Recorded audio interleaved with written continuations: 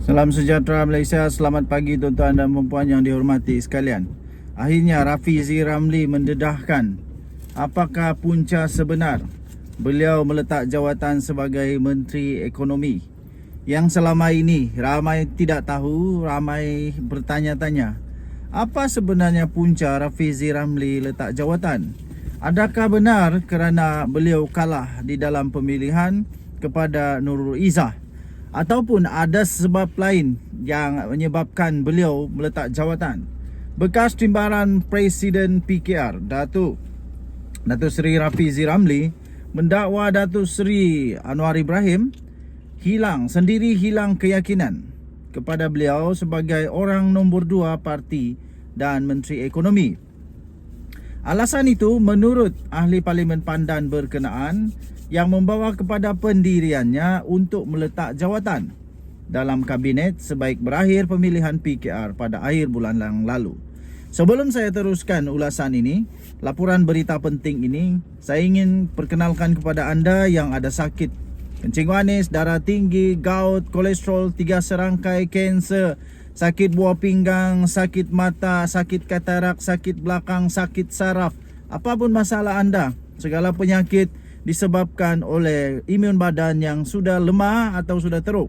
Ada satu produk yang saya sisipkan bagi anda, nama dia Transofactor. Dapat meningkatkan imun badan anda sehingga 437% kekuatan imun badan, sehingga badan anda boleh menjadi kuat semula dengan imun badan yang kuat, boleh menyembuhkan badan anda sendiri. Okey, kerana itu tuan-tuan, mari kita berikhtiar untuk meningkatkan imun badan kita untuk dapat sembuh daripada penyakit. Bagi anda yang memerlukan, sila dial nombor yang tertera. Baik, kita teruskan. Tuan-tuan dan puan yang dihormati sekalian, Rafizi Ramli, seorang yang sangat penting, akhirnya membuka bicara, akhirnya mengakui apa sebenarnya sebab. Apabila Nurul Izzah Anwar bertanding, katanya ia mendapat restu Presiden dan Perdana Menteri. Bila sudah ada restu Presiden itu isyarat jelas bahawa Presiden sebenarnya sudah hilang keyakinan kepada saya dan sebagai Menteri Ekonomi, kata Rafizi Ramli. Beliau terus berkata, bila sudah hilang kepercayaan daripada Perdana Menteri dan mandat daripada parti, iaitu kekalahan dalam pemilihan, akhirnya kalau saya memilih kekal, saya akan jadi lame duck minister, Rafizi kata. Tuan-tuan dan puan, beliau turut berkata, menteri yang sudah hilang keyakinan daripada Perdana Menteri dan jawatan menteri ini, kalau saya nak buat kerja, dia kata, dia akan heret kementerian sekali, katanya dalam rancangan live podcast yang berhenti Menteri YBM yang telah disiarkan menerusi akaun Facebook beliau pada malam tadi. Rafizi pada 27 Mei yang lalu telah mengumumkan peletakan jawatan beliau sebagai Menteri Ekonomi berkuat kuasa Selasa lalu. Menjawab dakwaannya, kononnya dia merajuk, Rafizi berkata, alasan itu direka oleh pihak yang tertentu untuk menyerang pribadinya selepas tiada alasan lain yang dilihat lebih wajar. Dakwaan yang kononnya merajuk kepada saya ini agak pelik jugalah, kata beliau. Kalau merajuk, kalau tengok kepada makna, kata beliau, iaitu kalau tak dapat sesuatu. Kes saya lain, dia kata. Saya memang menteri dan saya tak mahu sesuatu. Saya tak mahu menteri itu. Dia tak timbul soal merajuk kerana akhirnya dia kembali kepada soal prinsip, katanya. Merajuk ini letak jawatan yang mesti bersandar kepada isu yang lebih besar. Kita mahukan pemimpin negara yang ada dalam kabinet itu mesti bebas untuk menyatakan pandangan. Kononnya bila pujuk, saya akan balik. Balik itu saya kekal dalam kerajaan, katanya. Secara tersiratnya bersyarat, tutup mulut diam-diam sebab kamu menteri yang tak ada mandat, katanya. Menyentuh prinsip politiknya, Rafizi berkata, kuasa bukan satu-satu jalan yang menjamin survival dalam kedudukan dalam politik. Sebaliknya, kata Rafizi, beliau mesti berakar kepada penerimaan rakyat. Selain apa yang diusahakan, mesti memberi manfaat dan mensejahterakan masyarakat. Tinggalkan komen anda. Kita jumpa lagi. Bye-bye. Salam sejahtera tuan-tuan dan puan yang dihormati sekalian. Bersatu main bola tak lihat tiang gol. Memang lucu sikit lah. Tapi kadang-kadang ini berlaku dalam politik. Nak cuba kenakan orang tapi terjaring gol sendiri. Kesian jugalah, kadang-kadang memang terjadi. Janganlah sampai nak kenakan orang kena muka sendiri. Bersatu hari ini sedang diuji dengan kebersatuannya sendiri. Ujian ini harus mengambil ikhtibar daripada perang politik dalam PKR yang berantakan sehingga 2 menteri berundur. Bagaimana ini menampakkan satu kegagalan yang agak teruk kepada bersatu. Okey, tapi sebelum kita teruskan, saya ingin kongsikan satu produk daripada Transfer Factor, daripada For Life Research. Transfer Factor. Okey, ini adalah produk saintis.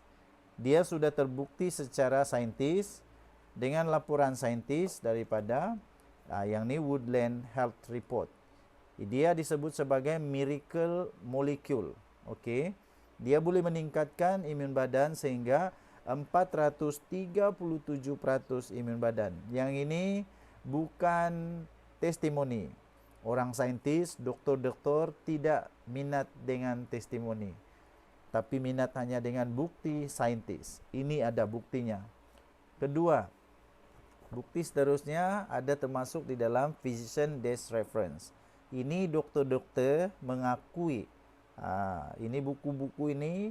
Buku ini adalah buku kamus doktor-doktor. Sebelum bagi apa-apa produk dekat seorang sakit, ini rujukan mereka.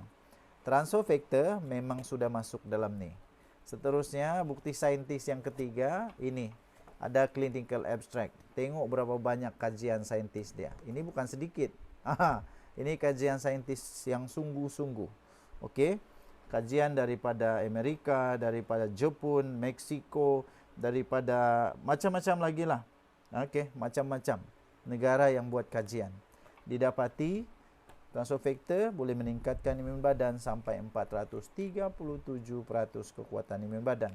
Bagi anda yang memang ada masalah imun badan, penyakit kerana imun badan yang lemah, anda boleh cari saya, hubungi saya.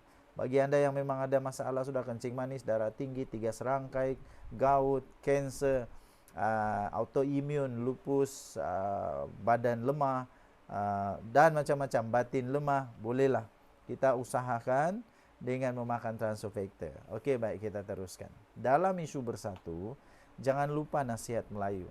Tarik rambut dalam tepung, rambut tak putus, tepung tak berselerak. Cakap memang mudah, tapi realitinya mungkin tak semudah itu. Namun di sebalik segala kesukaran pasti ada jalan. Dan bersatu boleh melakukannya. Apa masalah utama di sini? Kisahnya bermula selepas PRU 15, di mana Perikatan Nasional dilihat lesu, lemah dan tumpul. Kelemahan ini bukan saja ekoran kesilapan strategi dalaman pembentukan kerajaan, tetapi kerana pelbagai tekanan dan pendakwaan kes di mahkamah. Dalam Perikatan Nasional, suka atau tidak, tiang serinya adalah bersatu. Walaupun kerusi yang dimenangi lebih kecil berbanding PAS. Kenapa bersatu tiang serinya? Kerana faktor bersejarah dan legasi politik. Apa punca kelemahan bersatu? Seperti juga naratif dalam pasca PRU 15, kepimpinan utama bersatu kini mengalami demam dan ia menular dalam keseluruhan organisasi. Demam ini juga berpunca daripada kelelahan menghadapi tekanan politik yang silih berganti. Ini suasana normal dalam dunia politik sebenarnya. Tapi kalau kita samakan ini dengan sukan bola sepak. Apabila kapten pasukan tercedera atau pancit, maka seharusnya masalah ini diurus dengan mudah, iaitu dengan membawa masuk pemain gantian. Bukannya kapten berpura-pura cergas. Penukaran pemain ini penting untuk memastikan pasukan terus mampu bersaing, melawan, membentes, menggelecek, menendang, mengumpan bola, bertahan dan menyerang. Tanpa ada semua aksi ini, mana mungkin gol dapat dijaringkan? Dalam bola sepak, kelebihan gol adalah kemenangan. Oleh itu keputusannya sudah ada, tapi ia tidak dilakukan. Apakah Bersatu mau menunggu waktu kecederaan untuk membawa masuk Super Sub? Jika itu strateginya, apakah cukup masa? Cukup masakah Bersatu bagi pemain gantian itu melaksanakan tugasnya?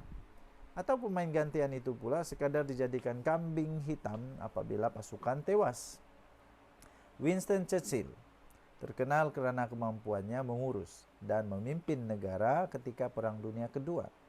Tetapi Churchill dilihat tidak mampu memimpin negara ketika perang ekonomi hingga dia tewas dalam pilihan raya. Begitulah sejarah memberitahu kita tentang peranan seseorang pemimpin dalam satu-satu keadaan. Begitu juga dengan Muhyiddin Yassin, yang secara kebetulan menjadi Perdana Menteri ketika gawat COVID-19. Ketika itu dia dilihat berjaya mengurus keadaan dengan baik. Namun itu ketika dia berkuasa sebagai Perdana Menteri, bukan sebagai pembangkang. Keadaannya berbeza pada hari ini. Kini tuan-tuan dan puan-puan, apabila tidak lagi berkuasa, Muhyiddin nampaknya dilihat tidak mampu menjadi pemimpin pembangkang yang jitu dan garang. Sebaliknya, dia dilihat terus bernostalgia seolah-olah masih menjadi Perdana Menteri. Rakyat hari ini memerlukan ketua pembangkang yang berani, bukan pemimpin yang dilayan seperti Perdana Menteri. Inilah punca masalah hingga menjadikan PN lemah. Kekuatan atau kelebihan rakan komponen pas tidak ada gunanya ketika ini kerana nahkoda kapal tidak berfungsi sebagai nahkoda.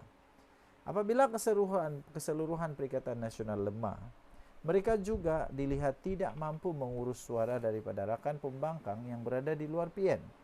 Hingga kini Muhyiddin Yassin dilihat tidak mampu menyatukan suara-suara NGO dan parti-parti politik lain yang berada di luar PN. Kekuatan pembangkang tidak diurus dengan betul. Sebaliknya, kerja-kerja penyatuan ini dibuat oleh Dr. Mahathir Mohamad yang lebih lanjut usianya. Realiti ini amat menyedihkan buat semua kumpulan pembangkang. Ia cukup pahit untuk ditelan, tapi itulah hakikatnya. Apakah ada jalan keluar untuk pembangkang, untuk Bersatu dan PN? Jalan keluar itu ada, namun yang paling sukar ialah untuk memilih atau membuat keputusan. Dan setiap keputusan yang dibuat oleh kepimpinan Bersatu akan memberi kesan kepada seluruhan pembangkang dan negara. Negara memerlukan kesatuan, pembangkang dan pembangkang memerlukan kapten yang berani. Itu saja. Sebagai komponen teras dalam Perikatan Nasional, Bersatu sepatutnya perlu untuk bangkit agar kebangkitan Bersatu boleh memulihkan kekuatan PN dan pembangkang. Jika tidak, pasukan ini akan bermain bola tanpa mampu melihat di mana tiang golnya. Oke, tinggalkan komen Anda. Bye-bye.